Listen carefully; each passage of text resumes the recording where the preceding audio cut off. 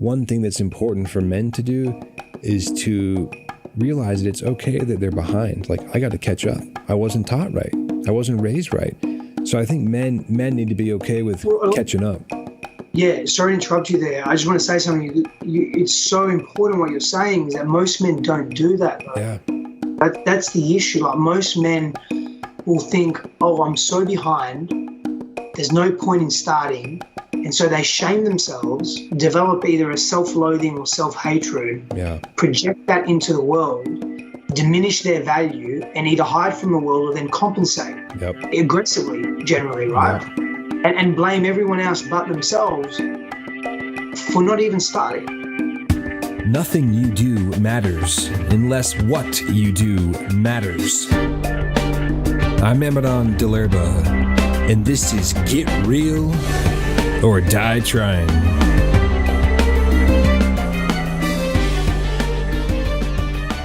How we doing, tribe? Amadon DellErba here with the Get Real or Die Trying podcast. I am super excited to be sitting down with Stefanos Sifandos. I actually heard about Steph on the interwebs and Instagram. He doesn't know this yet, but my sister actually sent me a video of his, a couple of videos actually, one of him speaking and one of his wife speaking. And I was digging what you were saying a lot. But also I noticed behind you on the shelf there is a book called the Urantia Book, which I'm an avid reader of. I don't know if you dive into that book. So that made me even more exciting. I was like, oh, cool. I like what this guy's saying. I checked out his website. I'm like, I like what he's doing. I like what his wife is saying too. And I like that he possibly reads the Urantia Book. It's on the bookshelf behind him. So I'm pretty sure him and I could have a good conversation. So I reached out, and here he is. I really appreciate you coming on my show, Steph. Yeah, likewise, man, and thank you for having me. So just a little background. I don't know much about what you do, just from what I've seen on your website. I know that you do coaching. I know that you work with men. You work with couples. And I like the sign off on your email or your assistant's email where it says resilience, awareness, expansion. Mm-hmm. And that's kind of the three brands. And I was like, wow, we could talk about those three things alone right there for a long time. But why don't you go ahead and tell our listeners and viewers kind of a little bit about yourself and what you do? Yeah, so I'm a coach in the personal development space, and in human potential and how we see ourselves, how we relate to love, particularly relationships, intimate relationships, sacred sexuality. And part of that is understanding the human psyche, understanding our past, our present, our future, understanding how trauma impacts us neurologically, physiologically, psychologically, emotionally, relationally. So I'm trauma-informed with the work that I do. Social psychology is a big part of how I operate in developmental psychology, and I studied that at university. But beyond that, I work with men, I work with couples, I work with women as well, I work with everyone basically. And a lot of the work that I've done in my early years was in extreme situations, and so it helped me really understand what we're capable of under duress and stress. So, for example, I worked a great deal, and still do, but I worked a great deal with spec ops guys and elite athletes, and Olympic gold medalists, world champion fighters. And that gave me really an opportunity to understand how people operate under pain and challenge, right? And how anything that is sort of caught in their nervous system from the past really impacts their ability to perform, right? Whether it's winning a race or winning a fight or staying alive or, being involved in a particular operation, having a goal that's associated with that. And so it was just a very interesting time, and helped me, again, not only understand others and human behavior, but understand myself as well. Very cool. So that's a little bit of my background, and I very thoroughly enjoy not only helping people optimize themselves and heal and release what is unconscious and unseen to them, but really, from a selfish perspective, it's deeply revealing for me. Through each other, we learn about ourselves, right? And so I'm no different. And so having that experience and being able to traverse depth with people really gives me greater insight into where I can evolve and I can grow. And that's something I very much value as well. Totally. Yeah, I was digging around the last few weeks leading up to this podcast, watching some of your videos on YouTube and Instagram, and really enjoying your perspective on things, and then reading your bio on your website. And I liked what I read about kind of your evolution, of where you hit a very low point in your life and you realized that you really had to do something to change, and to you basically were like, I either change and evolve or die. I'm paraphrasing, but talk a little bit about that, because I think one thing my listeners would appreciate, and any human being can appreciate really, is the process of rising from the lowest point of your life and making a decision at that point, which we all go through in various degrees. And some people don't make that decision to grow more, to become better, to ascend higher, to go further, to really lean into the suffering and the pain, and to go deep within and go into that healing process, which isn't an overnight thing. As we know, it takes a lot of time to heal. We're going to be healing our whole lives, but it's the conscious effort of kind of those stepping stones. But your process of like, the things that you struggled with, and the point to which you got to where you're just like, this is enough and I need change. What was that experience, and what did you start doing to change your life that could maybe help inspire others? Like if somebody's stumbles across this video and they're feeling like they're at that point, like at the bottom, and just they're making wrong decisions, nothing's working out, what could maybe inspire them to kind of launch into something different and better for themselves?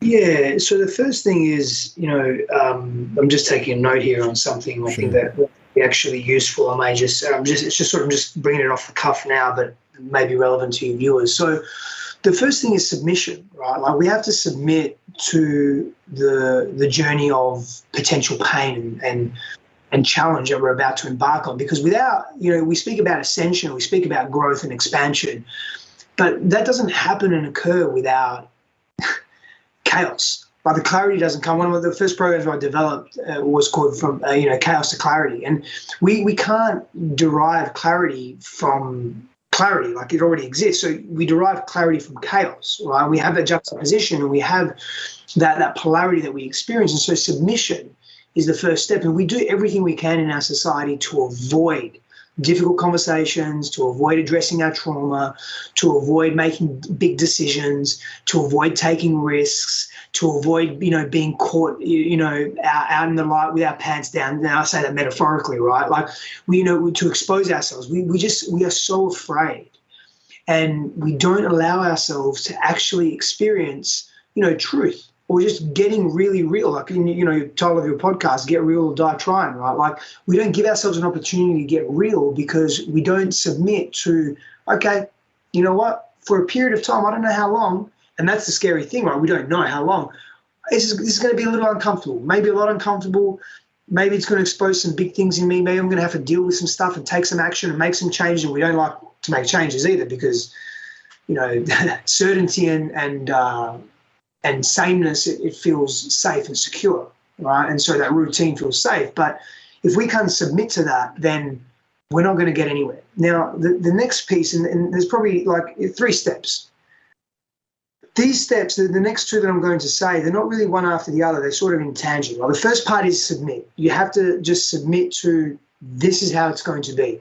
That doesn't mean that I'm asking you to get stuck in your pain, to be sadistic in the nature of how you deal with challenge, and to attract it because you want to experience pain. No, because can you welcome pain or fear or making a difficult decision or getting uncomfortable? Can you welcome that in the same energetic that you would welcome an orgasm or a great meal or an amazing conversation or fucking beautiful sunset, or someone you winning the lottery of $100 million? Like, can you welcome every experience in the spectrum of life with equity?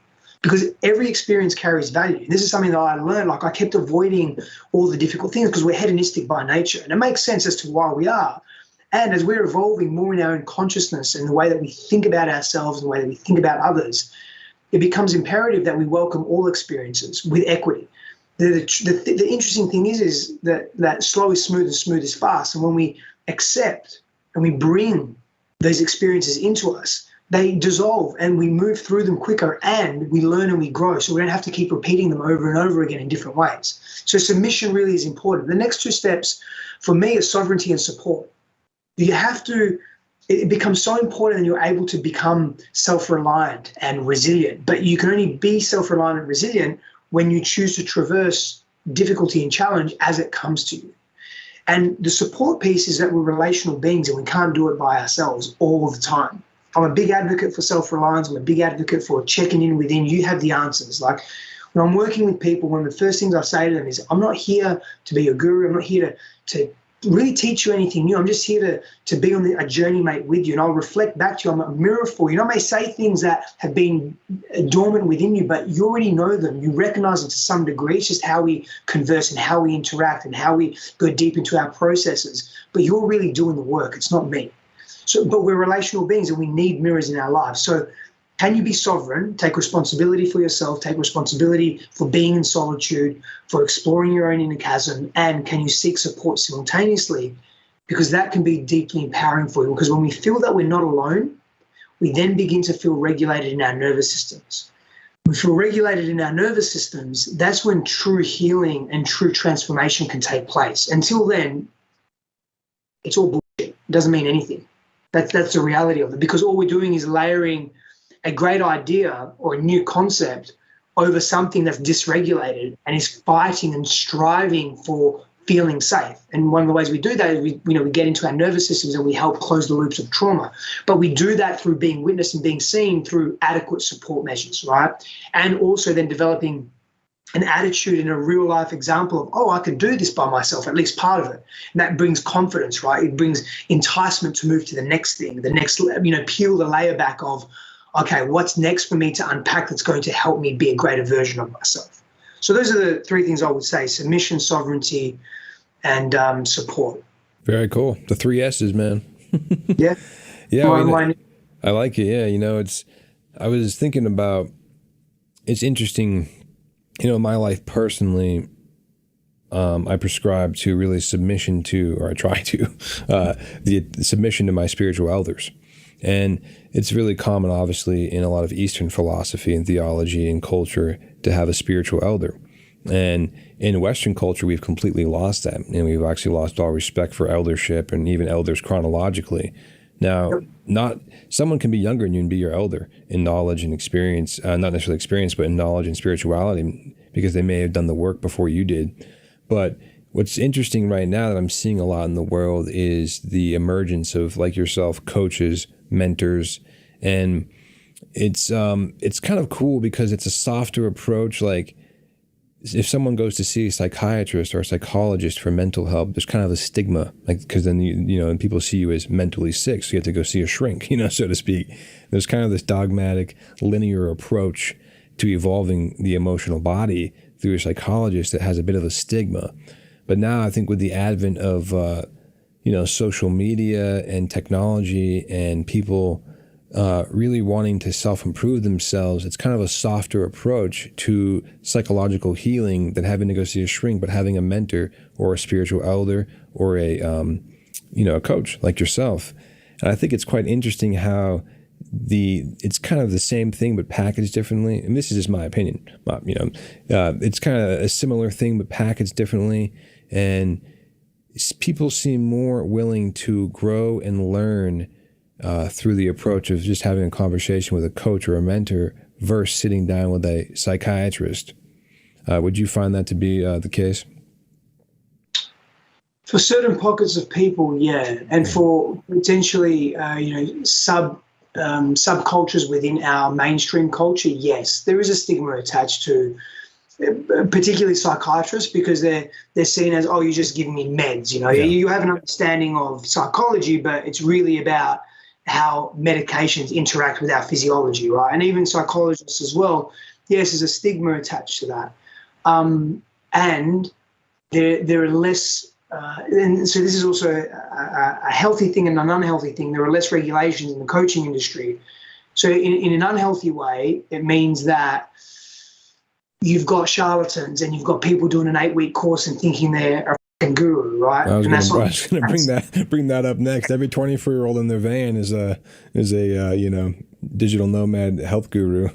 Yeah. So what you were saying, yes, like, and that's the downside, right, of a dysregulated industry, so to speak. It's one of the reasons why myself and my wife and two close friends who've been in the space in the coaching personal development world for many years developed a coaching institute to really start providing coaches with greater set of tools that are really applicable to helping people move through distress and pain and fear and trauma and so forth, right? And the upside to not having such a regulated industry is that coaches can be more creative. They can be more approachable and relatable. They don't have to be so clinical and set back because, again, that relatability is really important. We need to know that we feel safe with people. And so a big part of what I do is very well beyond talk therapy. In fact, it's not that at all. And it involves a great deal of somatic therapy as well, and somatic work, and helping people get into their bodies and feel safe in their bodies. Again, they can feel safe in their bodies, they can make changes in their lives.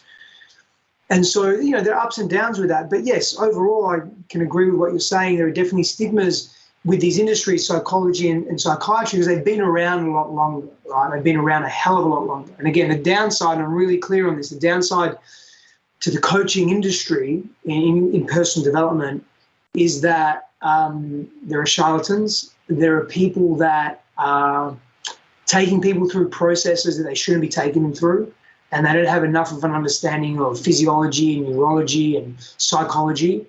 And some other downsides are, the ego that's involved as well. And the things like, I've been working on myself for a couple of years. I feel free and I'm eligible and able to coach people now. Yes, you are, and you are, and you can meet people where you're at, and they can meet you where you're at, like, based on the work that you've done, right? But what I'm seeing and noticing a trend is that coaches are tending to go beyond their scope. And I used to do this as well when I was younger, and I was arrogant and egoic, but also passionate. It wasn't just that I was arrogant and egoic, I was passionate, right? And I still am passionate.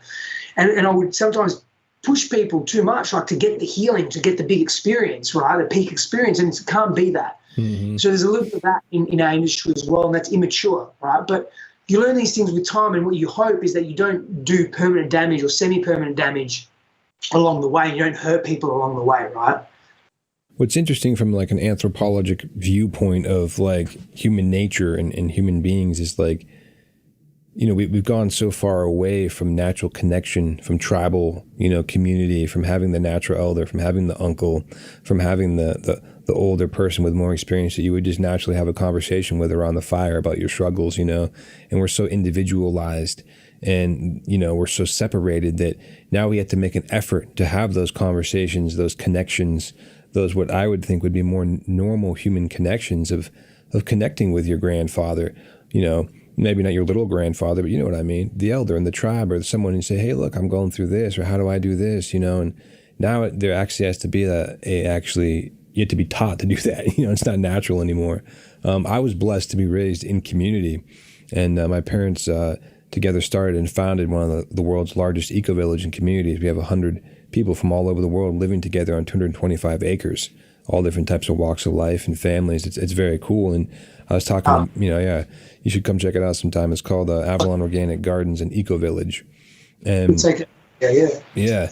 And we study the Urantia Book. That's one of our spiritual philosophies that we really study.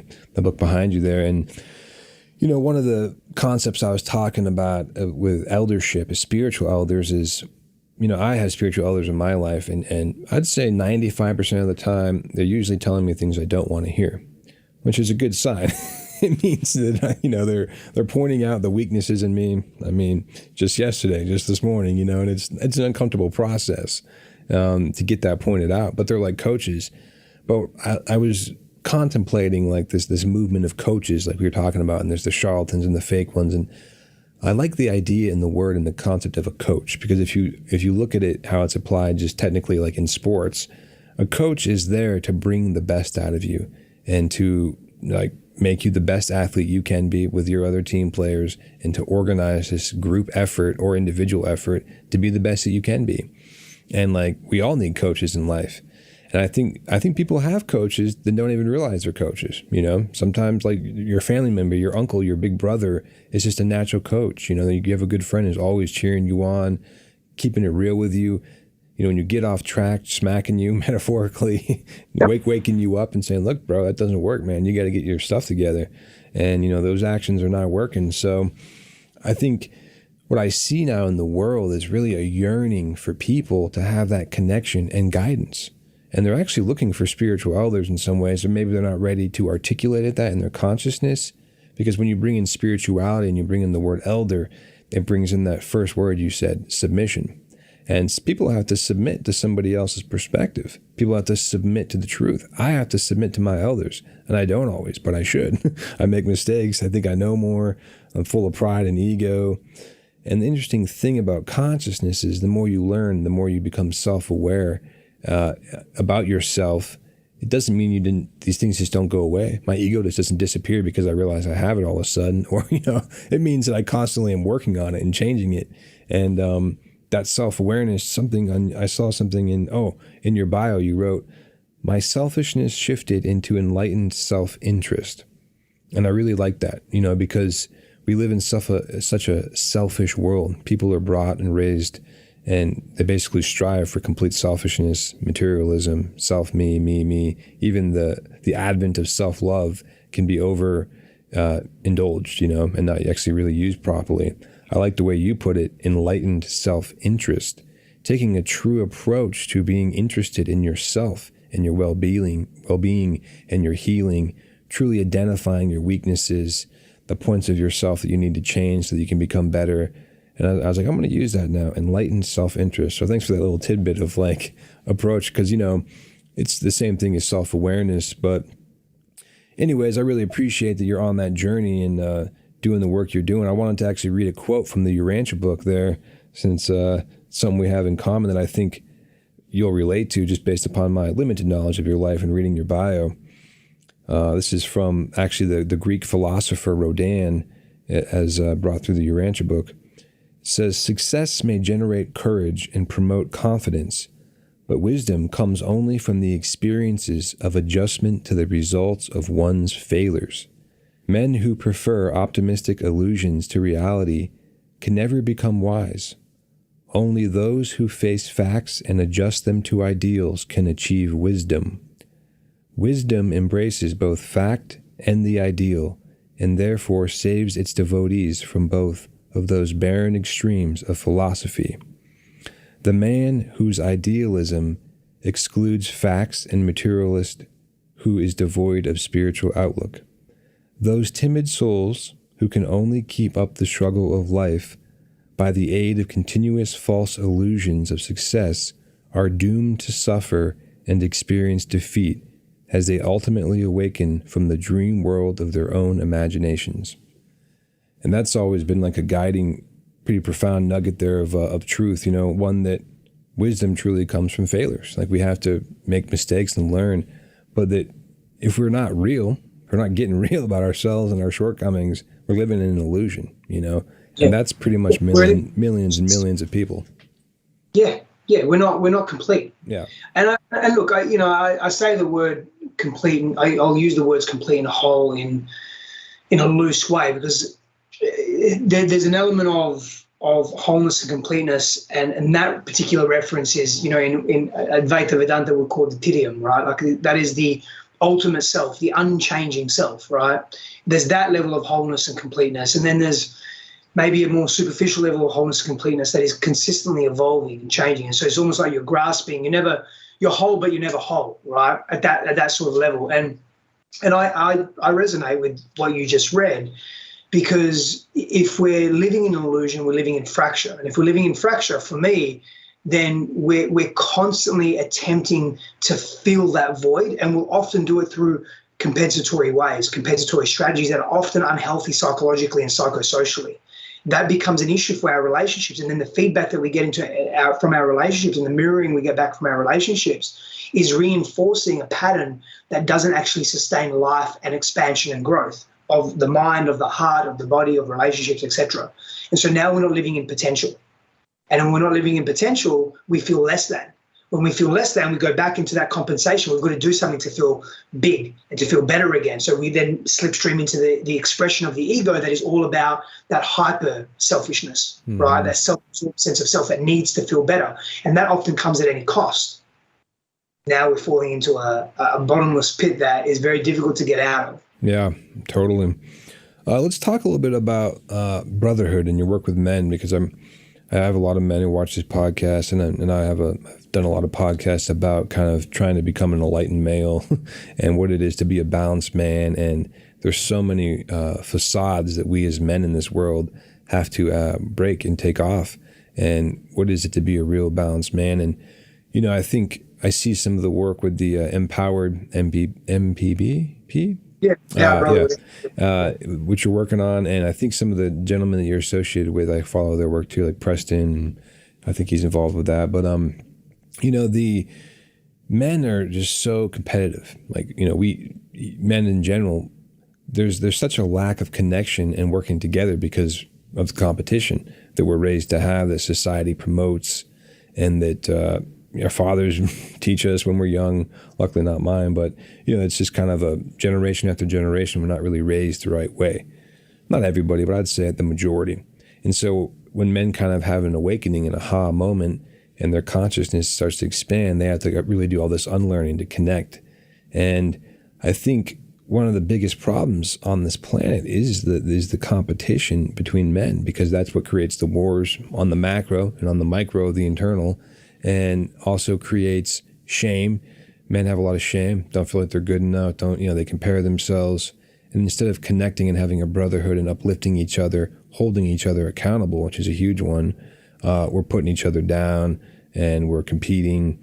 So what is some of the work that you're doing? When I say we, I mean men in general, all men. What is some of the work that you're doing through your programs to kind of assist men to connect? And I think a big thing that I've seen through your Instagram videos is vulnerability, connection, intimacy. Another thing men have a real problem doing is becoming, communicative with each other and becoming truly intimate on a spiritual level, and just having a discussion and expressing our weaknesses and being vulnerable, because we're taught that we have to be stoic and strong and we never fail and not express ourselves. And that really messes up our relationships, not just with our brothers, but of course our wives, everybody in our life, because we're not actually connecting and communicating. But with men, tell me a little bit about the work you're doing. So there's a couple of points to this. There's, firstly, there's a distinction between healthy competition and unhealthy competition, right? Healthy competition has a place, and healthy competition helps us see the parts of ourselves that we cannot see ourselves, because we struggle to see the forest through the trees often. Mm-hmm. And healthy competition can bring out the best in us, and even bring out aspects of ourselves we never knew existed. And healthy competitions needs to exist without deeper levels of judgment and shame, right? Unhealthy competition is that competition largely that we see in the world today. So first, let me come back. We shouldn't demonize competition, number one. Yeah, right? There's a place for it. Yeah, I love competition. I love getting on the court playing basketball, in sports, and totally. Yeah. And sports are an extension of our evolution, so to speak, right? Yeah. Something that's part of social psyche, right? As an example. And this unhealthy competition that we're living in, it is destructive. And it is destroying our planet in different ways, or it's contributing to the destruction of our planet, because the planet has its own natural life cycles as well, right? But it's also destroying our souls, right? Because now we're demonizing other people, making them wrong and making them bad. And now there's more segregation, which is, to your point, there's more in-group and out-group, right? That's not going to help us in any capacity. So yes, part of healing that is intimacy and connection and vulnerability, and what I call vertical vulnerability. In other words, we're not just leaking our vulnerability. We haven't gone from being, I'll use the term stoic, even though it's not the completely accurate term, but I say the word stoic and people will relate to it. Like it's we've gone from, in some circles, right, in modernity, and this is a very layered conversation. There are many reasons for this, but we've gone from being stoic and hard or firm and rigid and all of that, which is probably too extreme in some ways, to now being soft and loose and passive and meek and weak in our constitution as men in certain collective circles. Definitely. Right? So now it's just like every opportunity is an opportunity to be vulnerable. That's not healthy either. Nope. And so it's striking that harmony, right? And one of the ways that we do this, when you ask me directly, what are you teaching men and how are you helping them, is clearing the clutter of their past, is helping them deal with their trauma and providing a very safe space for them to unload their burdens and unleash that inner self that needs to be expressed, whatever that looks like, right? And to be met then in safe ways, not only nervous system regulation, but also non-judgment and non-shame. So those men are not shamed. That's really important as well in their expression, right? And then we start to rebuild the man from that place there. And that's an important part of, of healthy masculinity from my perspective. Mm-hmm. Another part of healthy masculinity from my perspective is resilience and is mental fortitude and physical toughness. We're made to be physical. That doesn't mean you need to be the strongest man in the world or the fastest runner or the most agile or any of that. It just means you have to be adept in your body, right? And having that confidence in your body has such a net positive effect in so many different areas of your life, including relationships, including dating, including attraction and sexuality. But importantly, confidence over arrogance. Not arrogance, is a difference, right? Mm-hmm. And so being competent in your physicality, it matters. It really does, because it gives you a connection to self that you probably haven't had before, right? And the more that you challenge yourself in that domain, as we as men challenge ourselves in that domain, firstly, it's very natural for us because we've evolved extending the perimeter and keeping our tribes people safe and our land or our area safe and from external threat that hundreds of thousands of years ago and millions of years ago was a very real thing. We live in a very easy world today. And this takes me back to resilience. Like we live in from my perspective, an oversensitized, politically correct world that is removing our ability to be resilient, to practice resilience, to practice toughness and fortitude, right? And when we lose the ability to practice that, we're honestly, from my perspective, losing part of our humanness, our humanity. We are here today because our ancestors were fucking tough. I'm not talking about the tough that is oppressive or coercive or autocratic or controlling. That's a shadow behavior of unhealthy masculine power. Yeah. I'm talking about a type of toughness that knows oneself, awareness, right? No, I got it. That really fucking leans in when it gets difficult and says, I got this and I'm going to do my best and I may need your help. And that's a king energy to be able to say, I'm here, I'm in a leadership position for a reason and I will consult my counsel, whoever that may be, my wife, my children, my friend, my brothers, whatever. Like that level of autonomy and that level of trust in oneself is so critical for the next wave of man moving forward. Yep. Yeah, you mentioned a few things there that stood out to me. You actually did the last thing you just said, consult your counsel. I think that's an important thing. For me, as a man who I think would be categorically an alpha male, likes to take control, leadership qualities, I make the mistake of thinking I can do it all by myself. And in the world, I think a lot of men think they have to do it by themselves. That's what they're taught, that they should be able to handle everything by themselves and everybody else can relax. But really bringing in, when you said consult your wife, I like that too, because my wife would like that too. But she, I'm learning to consult my wife. I'm learning to consult my mother. I'm learning to consult my sisters. I fail at it all the time, but I'm trying to understand what that means, because I think a strong man, like I said, has inherently the ability to make decisions. That doesn't mean that their decisions are always going to be right. And we talk about characteristics of men. I think decisiveness is a characteristic. I think strength, being a protector. And when you were talking, you were talking about how there's an imbalance of of men's characteristics on this planet right now, which is so true. And I was talking to a friend about this. It's become so balanced, and now, and it's not easy to talk about because it can be misperceived, but the language can easily be misperceived. But I would say that in general, men, especially the younger generation, are very soft in the sense that they don't want to take responsibility. They're not in their bodies. You talked about being in your body, feeling good about your body. They're totally not even a part of their body. Partly it's because of the digital age they've been raised in. They didn't have to use their hands and their minds and work hard and feel strong.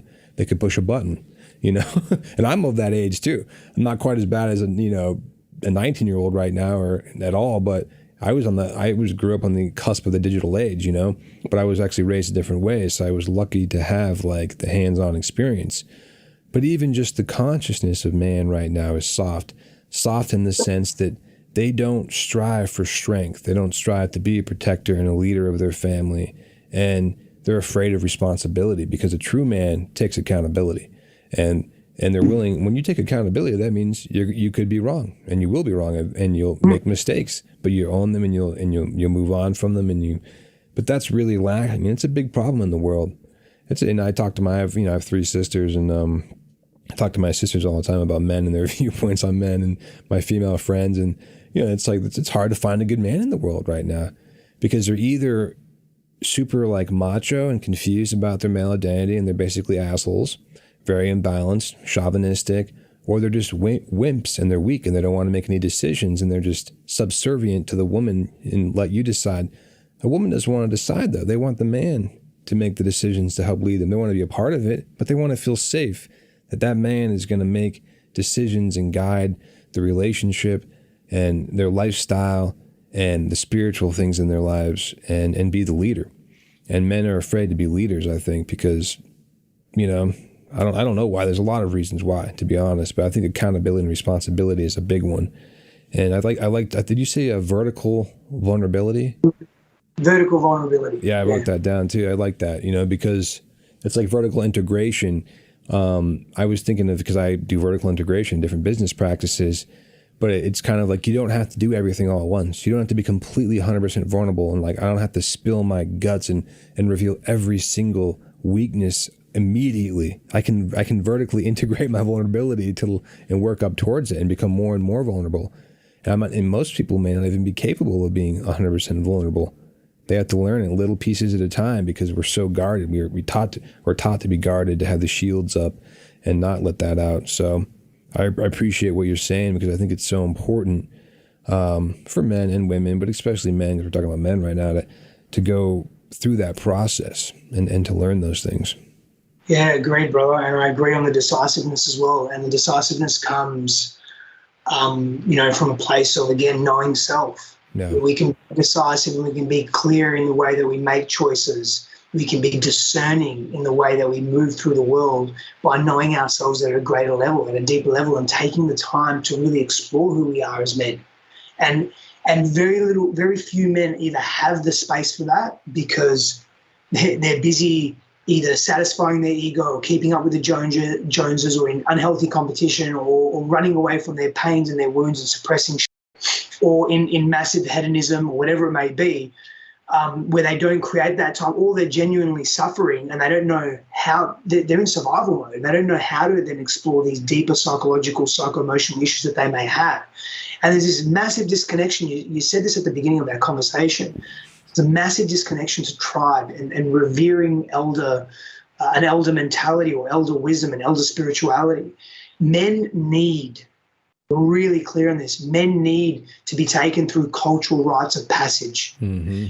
We've lost that in our modern way, in Western culture particularly. Right? Like, sure, you finish high school and you're 18 or 21 and you can drink alcohol and you can get your driver's license, and we have these rites of passage, but they're not real. They don't hold the strong characteristics and qualities of an authentic rite of passage. Yeah. Females, they have a very clear rite of passage from being a girl to being a woman. Yeah. And that's the onset of her menstrual cycle, of her moon cycle. We don't have that as men. We don't have that distinction. So, ancient tribes cross-culturally for thousands and thousands of years have understood the importance of taking men through varied rites of passage. Now, given that, I've done a lot of study in this area. Some of the rites of passages that men were taking through, or boys were taking through, were fucking extreme, like pretty extreme. Does that need to happen now? Potentially not. However, we do need to be challenged, and we do need to learn how to overcome and move through challenge and be greeted by men that we then respect at the end of that transition. Yeah. Whether it's a 3-day or 4-day period or whatever it may be, right? So, a 10-day period or 1 day or an event or whatever it is.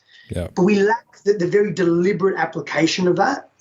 And that's also a big part of what I do in the work that I do with men, is helping men initiate themselves and directing men towards, if they're attracted to, certain cultures or elders or older wisdom. Yes, you can learn from me, and I can help you integrate what I've learned and all of that. And if you want to go even deeper, or if you want to go, I go pretty deep, but if you want to go into a different culture or methodology, here is also amazing men in the world and amazing cultures doing these things as well, whether it be a vision quest from a particular Native American culture in the US, right? Or whether it be something more archaic from ancient Greece, or whatever it is that tickles you, right?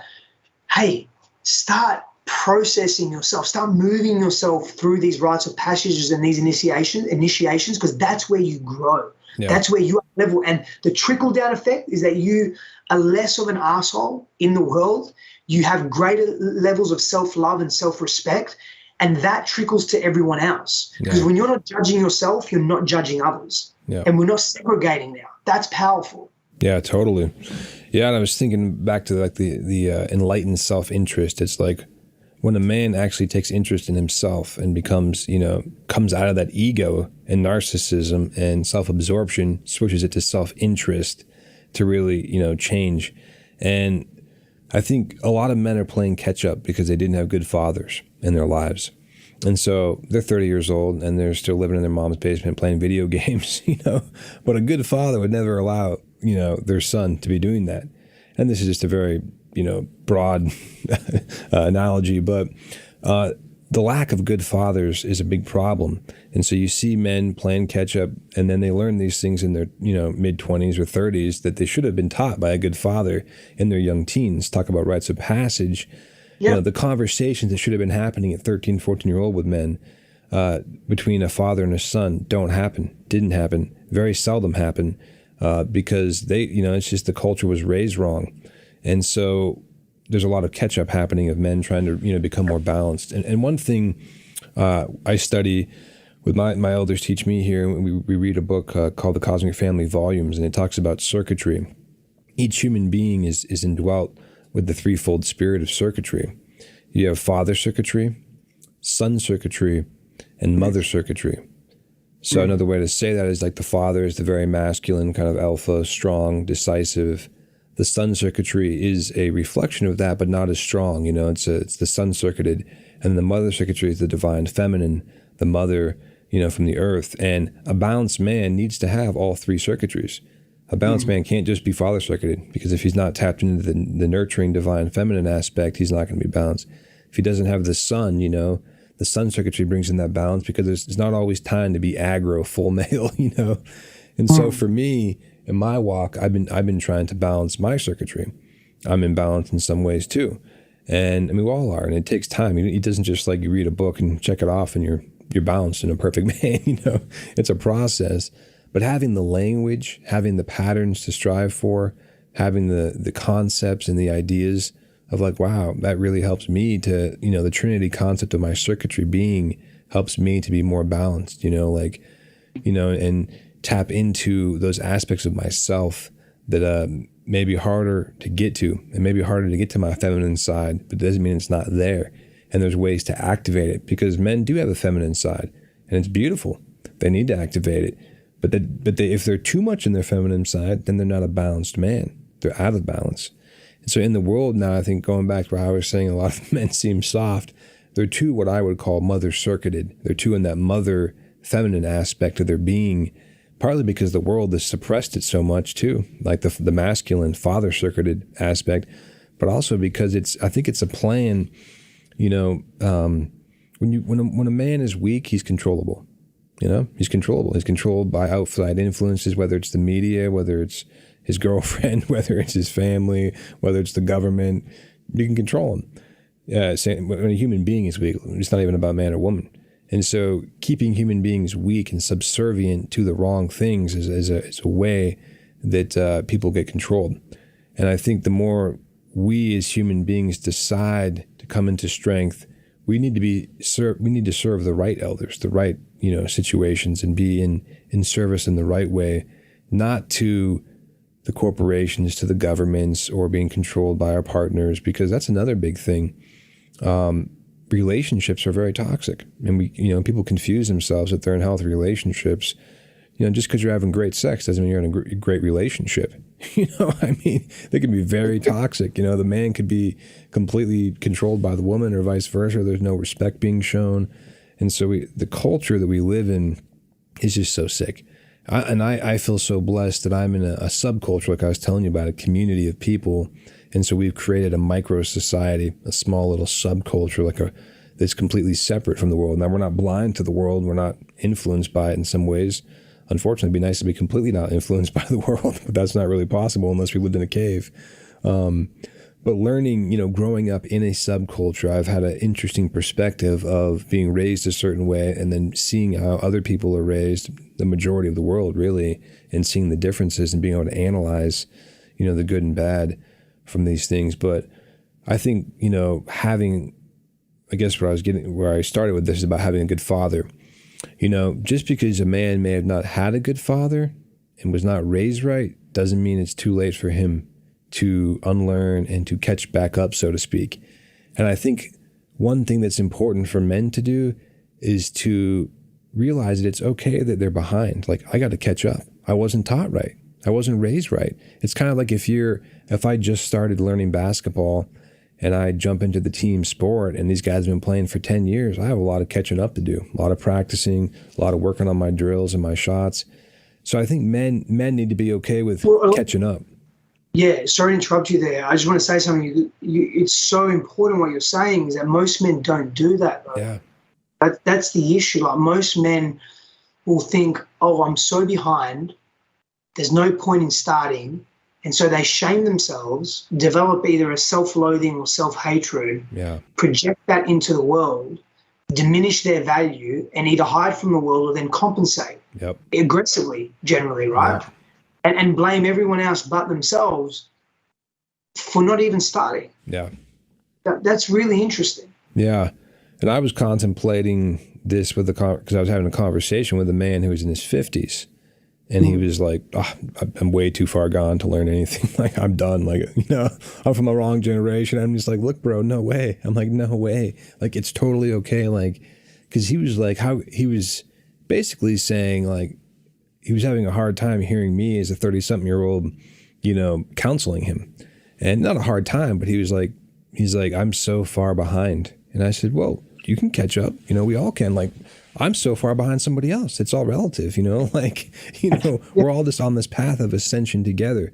Having the humility to recognize where we are, where we're not is important. And humility is not something like men wake up in the morning and say, I want to be humble.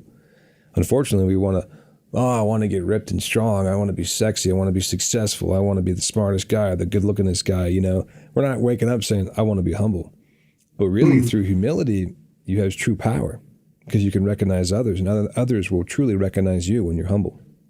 And I'm not saying that because I got it down. Believe me, I got to learn this one every day, and sometimes it's painful to learn through my own stupid choices. Yeah. Likewise, man. It's a constant evolution. It's a constant awakening and coming to self and asking self, why am I here? What's important to me? How can I grow? What could I have done differently? Was I a little too aggressive or a little too overbearing today?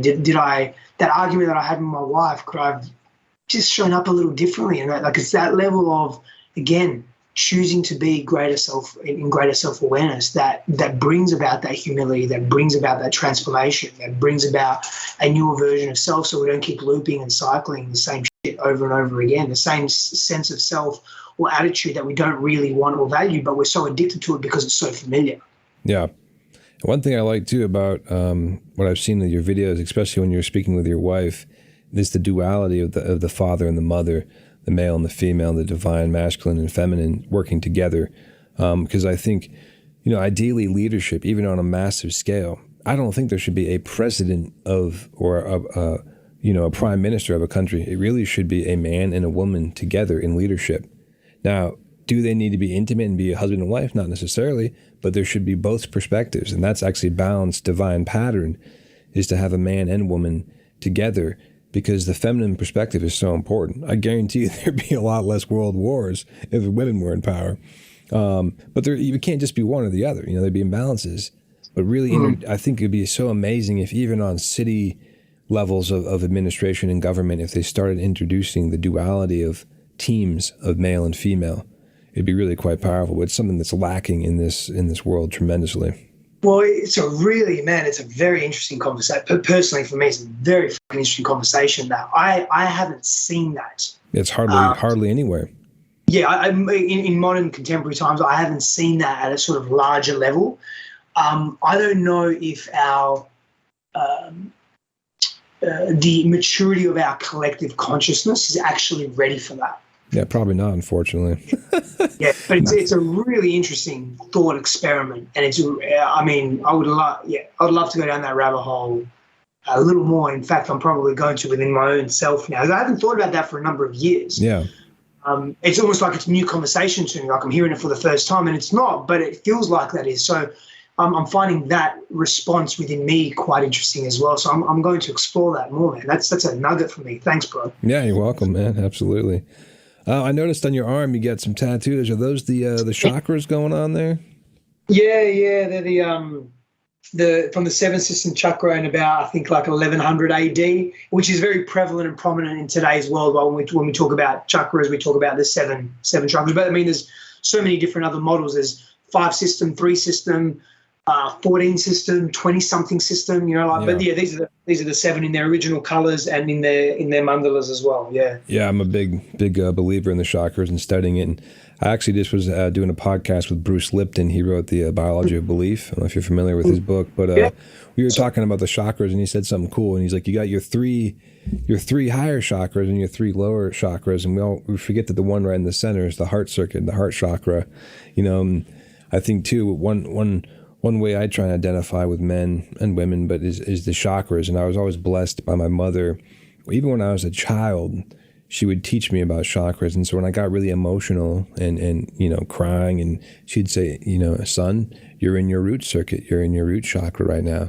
You need to bring all that up and process it with your heart, and then even higher into your crown circuit, into spiritual logic and spiritual intelligence, and bring up those emotions. And, taught me how to use my chakras as a child.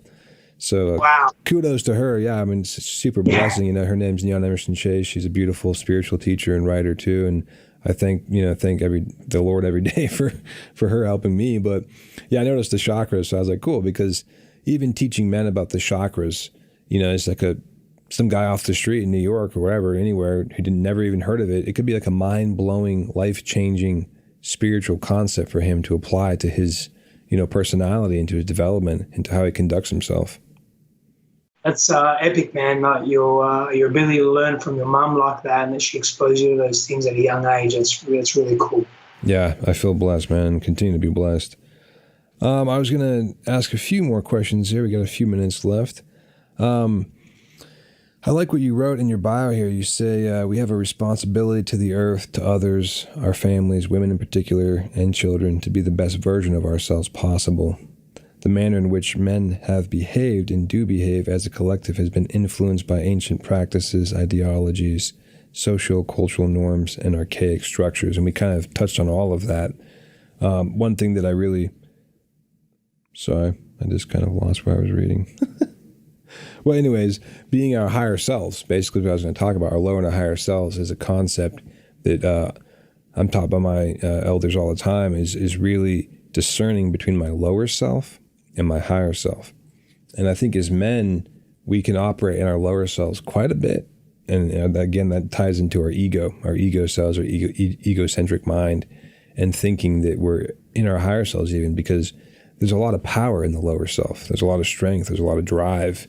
And it can be misappropriated, and we can kind of mistake it as that wrong strength as being something that's right.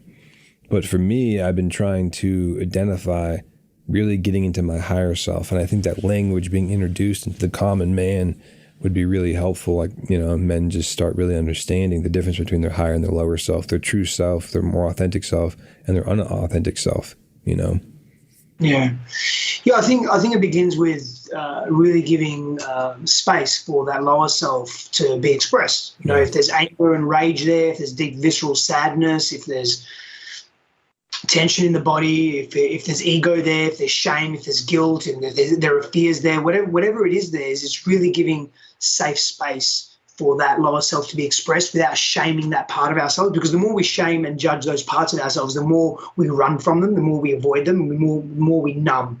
And, we may numb through workaholism or excessive competition or arrogance, or we may numb through, the pursuit of the incessant and extreme pursuit of money or status or whatever it may be, right? Alcoholism, drugs, all of that, anything to do to avoid it. So we want to embrace that as part of our human nature, then get ourselves to a point of maturity where we can more actively and deliberately, and we've spoken about this term deliberate before, be decisive about what self do I want to choose, and really honor ourselves at a deeper level. I think it begins with acknowledging those lower parts of self. Definitely, yeah.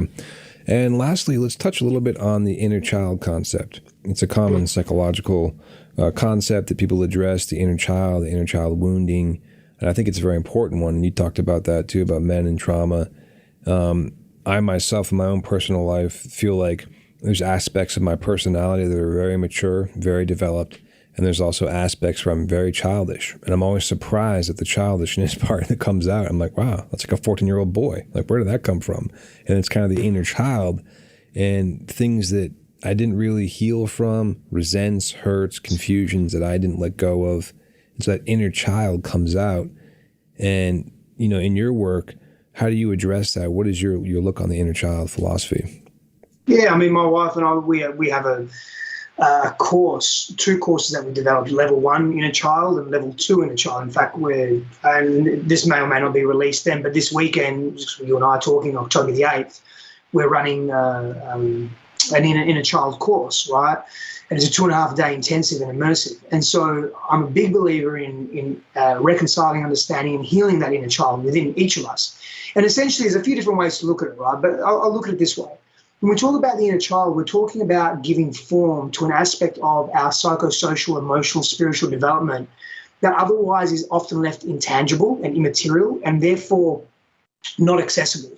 So by giving form to these unresolved, wounded parts of ourselves, these traumas that we've experienced or these belief systems that we've formed that don't really serve us anymore, and so we're in conflict or struggle with, by giving form to these areas of our lives and these areas of our psychological development, emotional development, such as my 6-year-old boy or my 8-year-old boy, we immediately make these parts accessible, number one, and we make them tangible. Now we can play with them, we can do something with them, we can shift them, morph them, transmute them, transform them, evolve them, etc. And so inner child work becomes so important. Also, it's connecting to the unloved parts of ourselves, right? And for some people, it's connecting to the play and the joy that we've been repressing for so long, because whatever patterns we developed, whatever environments, growing up, or whatever environments we were exposed to, it told us that we couldn't be a child, that we couldn't play, we didn't deserve joy, whatever beliefs then we formed around that. So inner child work is deeply revelatory, man. Definitely. Yeah, well, I appreciate that. And I appreciate what you're doing, man, for the world and for men, women, couples, everybody. I think it's important. I think that it would be good if thousands of people took responsibility to bring the new language, the new concepts of growth, because it's about growth. We're all human beings on this planet together, and we all are called to ascend, to better ourselves. I think the first step to consciousness is realizing, wow, I can actually be better than what I am now. And I can actually grow, I can change, I can evolve, I can get stronger. We talk about the physical body, going to the gym and getting that and working out muscles and getting stronger and getting bigger and all that. But there's the spiritual body. What are the spiritual ways that we need to lift? What is the mental and intellectual body of our minds and souls and those weights? And how do we work out that? How do we go to that gym? And it's through these processes like your course. These are the gyms of the psyche that we need to grow and strengthen. And I think that's an aspect of culture at large that's lacking. So I thank you for the work you're doing and helping men change. I look forward to talking to you again in the future, man. Maybe we can work together and learn more together and grow together, man.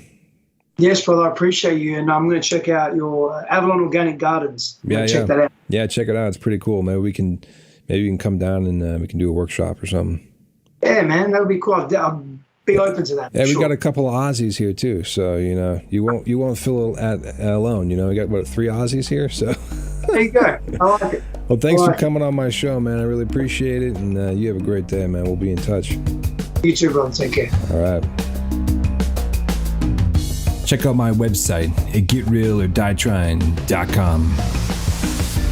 Leave me a voicemail on anchor.fm/getrealordieTrying. Rate and review us on Apple Podcasts or any of the platforms you listen on.